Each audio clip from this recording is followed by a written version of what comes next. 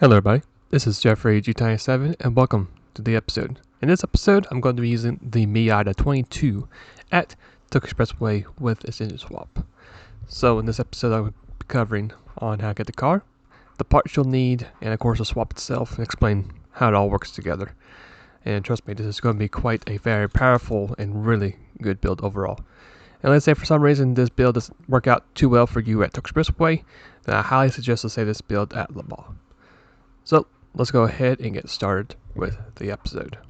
Okay, so to find the car, you can find it here at Brand Central. It's going to cost you at a very affordable 31,000 credits. And given by the stats of this car, it's more like a beginner car. So don't really expect anything out of it once you buy it from stock. But once we do put the engine swap into the car, it's going to transform this car into a beast. So as you can see, the parts, this particular engine swap brings a lot of horsepower to this car. It's going to cost you 1.75 million credits, which is a lot. But trust me, it is well worth it. So to make this car into a very powerful machine, in order for you to actually buy a swap, you have to be collector level 50, which is the hot pink number where that arrow is pointing at. If you're not level 50, for instance, you can always go to your garage, go to your tuning parts. I believe in the very top category should be our engines. Just make sure you look up for a highlighted bar, look for the word compatible on the top right, and if you have the engine, then you're set and good to go. So here are the parts I have for the car. Here are the rims. I basically kept the rims standard, so you're going to have that for your first step. After you equip the rims, your next particular part you'll need for the car should be the front, and it's going to be type B. So it's going to be a very easy procedure with these parts. You'll need all three customizable parts for this car, and it's nothing really too crazy or outlandish. So if you do decide to have livery on your car, make sure you have all these parts in your car, and you should be good to go. After you get the front bumper, we're going to have side B on the side of the car, and then after you equip the side B, we're going to move over to the rear bumper. It's going to be side B as well. And to finish up with the whole entire part with the car, the last part you'll need, of course, is going to be the rear wing, and make sure you set that to custom wing set, and you'll be good to go and be ready to go out and do your build, which would be ready for the race. So after you get all the custom parts equipped to the car, let's go ahead and take a quick look at the build itself. So you can see we got our engine swap, the 778B equipped on the car. We got ourselves racing hard tires. Downforce 0 for the front, 400 for the rear, 85 for the output adjustment, 200 ballast, 11 to the front, 70 for the power restrictor, normal transmission, fully customized differential. And that's going to be it for the first part of the list. Now, you might be thinking, why racing hard tires? Well, that actually is a good question, and I'll show you guys in the race that the racing hard tires is actually pretty doable in the race. Here's the other list. As you can see, we got ourselves increased body rigidity and steering angle adapter, and that's literally all the parts I have equipped into this car. So as we get ready for this particular race, the question is going to be, how good is this car? Well, the car is decently good. Might not be the fastest car, especially with this package. Our car is actually more focused on handling than it is with acceleration and top speed. But I would say the really good thing about this car is, of course, going to be the fuel. So in this particular race, you won't have to worry about making any stops for fuel. However, later in the race, we will have to go to the pit road and get ourselves a new set of racing car tires. Now, I do know in the past that racing tires aren't really the best compounds to use for this particular track, especially with the very tricky first lap conditions, with it being, still in intermediate setting. But if you keep your car within the dry line, and since this car is pretty smooth and actually is pretty easy to drive, as long as you keep that car within that drive groove for at least 2 to 3 laps, then you can really push the car as much as you possibly can. Now, I did say the car is not really the fastest car in the track, by all means, when it comes to top speed, but the handling is really, really, really good. I mean, you'll be able to catch cars very quickly, especially in the Sector 2 corners, very quickly. So that's going to be your strong point for this car. It's going to be a Sector 2. So I would recommend just to really dial in those corners and just get as much time as possible with this car. You can see we're already getting close to the Mercedes-Benz right now. as we're going to be right behind it. We can't do anything just yet. We're going to try to get ourselves a move done right this left hand move, but we can't do it quite yet. We do get a good exit though. We're going to get a slight stream from the Mercedes-Benz as we get ourselves ready for the hairpin. Can't do anything just yet. We're going to wait for a little bit longer. We're going to brake. Actually, our brakes are not as good as Mercedes-Benz. We're going to capitalize from that and get ourselves P6.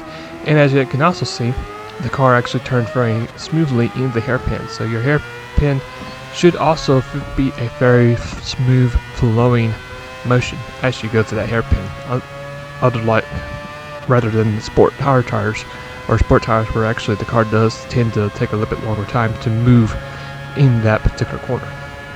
But for first lap, not too shabby. It's going to be a 2:23 overall. Might not be as quick as the other runs we've done in the past, but still gets a job done. Fast forward to lap 7, we have inherited the lead. We're going to go ahead and make our run away pit stop. As you can see, the tires are in really bad shape, especially the left rear tire. So we're coming in pit road, get ourselves a new batch of racing hard tires. Don't get any fuel at all. You'll be great with fuel for the whole entire race.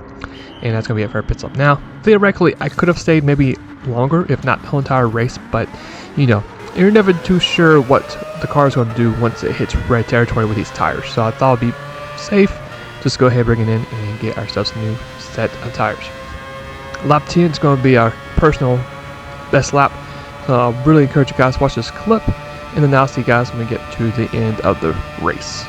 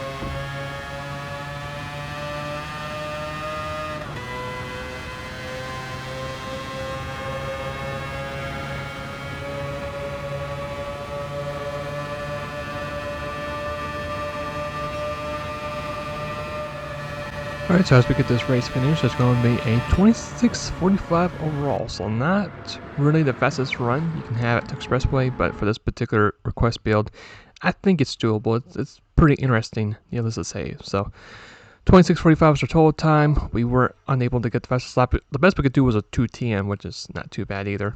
Got ourselves that clearance bonus, and that's going to be it for this episode. Now here's going to be my next episode, which is going to be tomorrow. It's going to be my last build for update 1.58. It's going to be using the Jaguar XJ220. So hopefully the car is still in the Legends car dealership. So I decided it's going to be a last build for the updates. I'm looking forward to it, see what I can do with this car. And trust me, it is a very nice, smooth car overall to have in Tokyo Expressway. So hopefully you guys enjoyed today's episode.